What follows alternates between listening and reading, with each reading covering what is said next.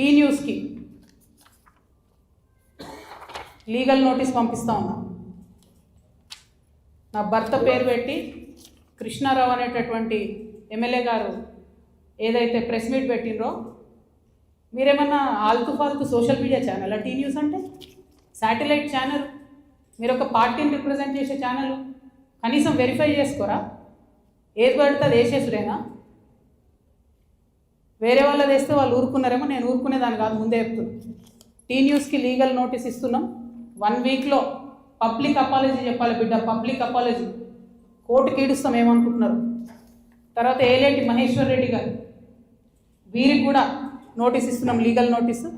1 వీక్లో మీరు కూడా తప్పుడు సమాచారాన్ని ప్రజలకు ఇచ్చినందుకు, నా భర్త గారికి నా యొక్క పరపతిని దెబ్బతీసే ప్రయత్నం చేసినందుకు నాకు పబ్లిక్ అపాలజీ చెప్పాలని మహేశ్వర్ రెడ్డి గారిని డిమాండ్ చేస్తూ ఉన్నాను.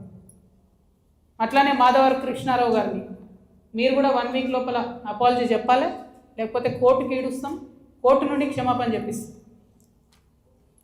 ఇది నాకు సంబంధం లేని వ్యక్తులు.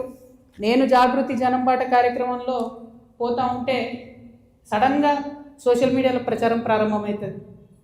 వెంటనే ఏలేటి మహేశ్వర్ రెడ్డి గారు బీజేపీ ఫ్లోర్ లీడర్, ఆయనకి ఏం పనో నాకు అర్థం కాదు, ఆయనకు నాతోనేముందో అర్థం కాదు, నన్నంటే పొలిటికల్గా ఆయనకి ఏం లాభం వస్తుందో నాకు అర్థం కాదు. ఆయన బయటకు వచ్చి సీరియస్గా ప్రెస్ మీట్ పెట్టిండు. ఓకే, ఏం పెడతాడు ప్రెస్ మీటు? ఒక ఫోటో ఉన్న కాపీ తీసుకొని నా భర్తది, దాంట్లో ఏవి రెడ్డి గారి పేరు ఉంది, అది చూపించుకుంటే ఇగో వీళ్ళకి వ్యాపారాలు ఉన్నాయని చెప్తుంటాడు.